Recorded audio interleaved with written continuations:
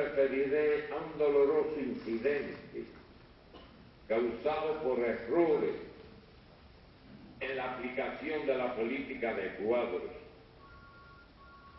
y en la relación hacia la religión, que motivaron la sustitución injusta de una compañera del cargo que desempeñaba con buenos resultados. Al abordar esta cuestión públicamente, persigo el objetivo de reparar esa injusticia y de paso presentarles un ejemplo elocuente del daño que ocasionan a las personas y a la propia revolución conceptos obsoletos, por demás contrarios a la legalidad, todavía enraizados en la mentalidad de no pocos dirigentes en todos los niveles. La citada compañera, de quien me reservo la identidad, el centro de trabajo e incluso la provincia, no en aras del secretismo inútil, sino del respeto a su privacidad, es de origen humilde, casada y madre de 2 hijos, los 2 y ella misma militantes del partido, al igual que su esposo ya jubilado. Con una destacada trayectoria laboral, y fue víctima de la mentalidad imperante en distintos niveles del partido y el Estado, por profesar creencias religiosas y acudir algunos domingos al culto de la iglesia de su localidad. Se consideró deshonesto que ella, como militante del partido y cuadro administrativo, no hubiese informado de su religiosidad, algo que por otra parte no estaba obligada a hacer, y que constituye una flagrante violación de los derechos ciudadanos refrendados en la Constitución de la República, cuyo artículo 43 sobre este tema expresa: el Estado consagra el derecho conquistado por la Revolución de que los ciudadanos, sin distinción de raza, color de la piel, sexo, creencias religiosas, origen nacional y cualquier otra lesiva a la dignidad humana, continúa el mencionado artículo, tienen acceso, según méritos y capacidades, a todos los cargos y empleos del Estado, de la administración pública y de la producción y prestación de servicios. Entonces, se enmascaró la decisión de sacarla del cargo con la aplicación de la medida liberación por renovación, escribiendo el pretexto de aunque tenía magníficos resultados, no se vislumbraban posibilidades de promoción ulterior y por tanto debía ceder su puesto a otro compañero. Para complicar más la situación, dieron indicaciones de no tocar el tema religioso en su centro laboral ni en el núcleo del partido al valorar su sustitución. Todo esto sucedió en febrero del presente año. Ella comenzó a trabajar en otra entidad, perdiendo el 40% de su ingreso salarial. Siguió militando en el partido y se resignó en silencio al dolor de la injusticia cometida, hasta que posterior a conocer el informe central al sexto Congreso, un día después decidió el 17 de abril remitir una queja al presidente de los consejos de Estado y de ministros, tras lo cual se realizó un proceso investigativo que corroboró todos sus planteamientos. Por supuesto que la compañera, si así lo desea, debe ser repuesta en su anterior cargo, como acordó proponer a la instancia del gobierno correspondiente el segundo pleno del Comité Central el pasado sábado 30 de julio, y al margen de su decisión absolutamente personal, sirvan estas palabras como un acto de reivindicación moral. Ahora bien, ¿de qué nos sirve esta amarga experiencia y el daño ocasionado a una familia cubana por actitudes basadas en una mentalidad arcaica, alimentada por la simulación y el oportunismo? Más de una vez he expresado que nuestro peor enemigo no es el imperialismo, ni mucho menos sus asalariados en suelo patrio, sino en nuestros propios errores, y que estos, si son analizados con profundidad y honestidad, se transformarán en lecciones para no volver a incurrir en ellos.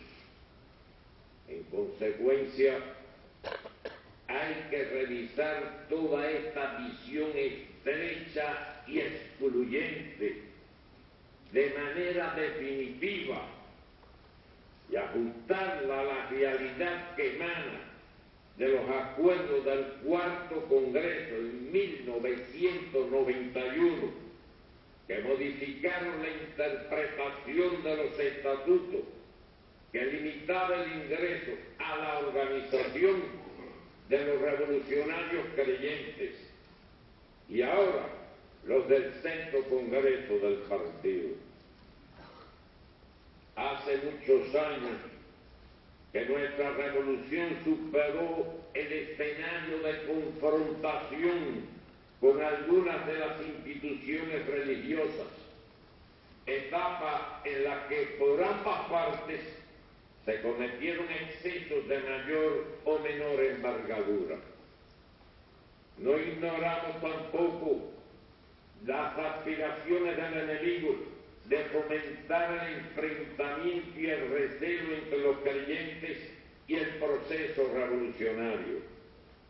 Cálculos que han resultado equivocados, porque desde los primeros momentos la inmensa mayoría de los cubanos humildes, con creencias religiosas, apoyaron a la revolución.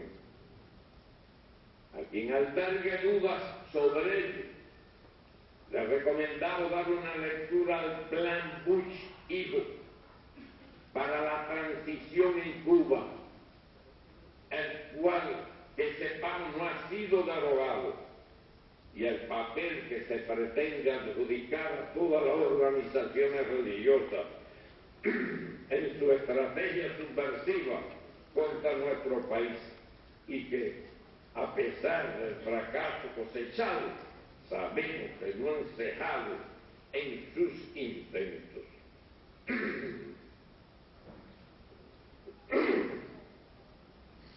Sobre el particular, bastante se ha dicho por el propio Fidel desde hace decenas de años, y más recientemente en el informe central al Congreso del partido, en el que se hizo un llamamiento, cito, continuar eliminando cualquier prejuicio que impida hermanar en la virtud y en la defensa de nuestra revolución a todas y a todos los cubanos, creyentes o no.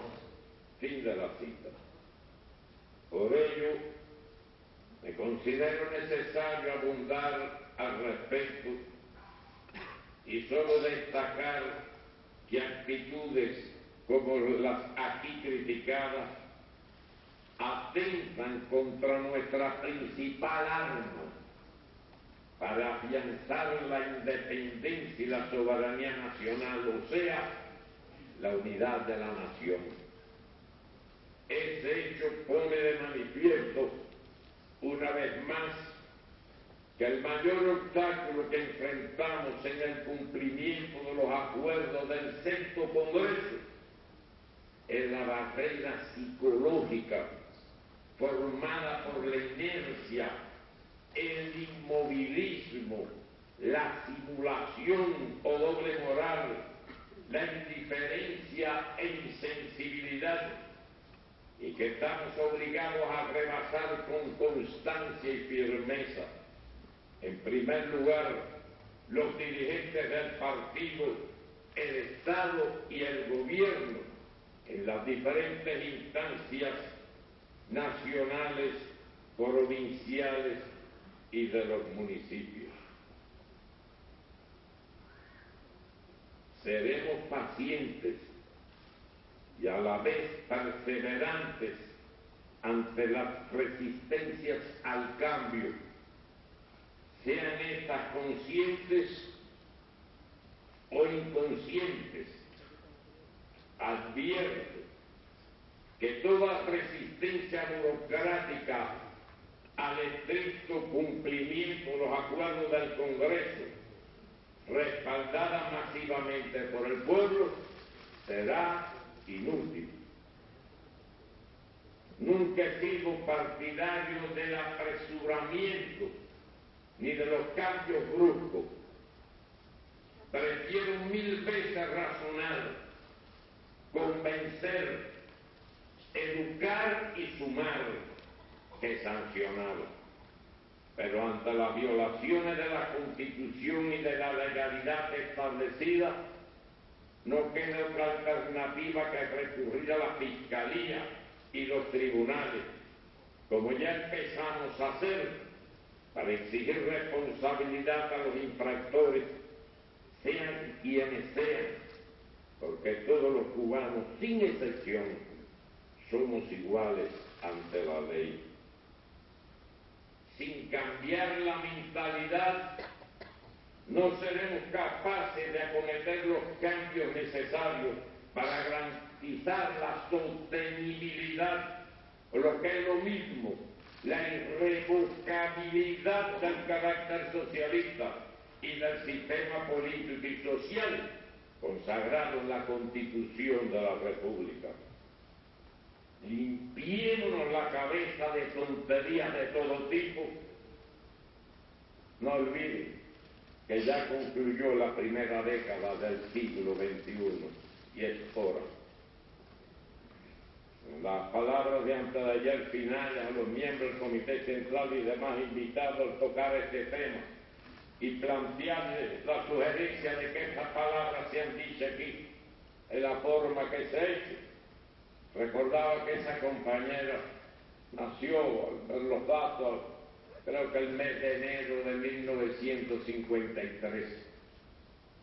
Recordé seguidamente que ese fue el año del ataque al Moncada. Y les dije a los miembros del Comité Central, yo no fui al Moncada para eso. De la misma forma,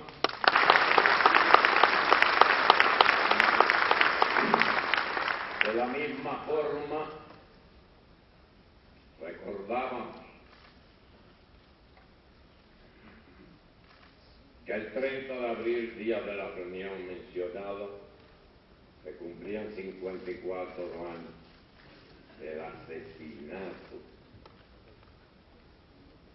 El 30 de julio se cumplían 54 años del asesinato de Fran País.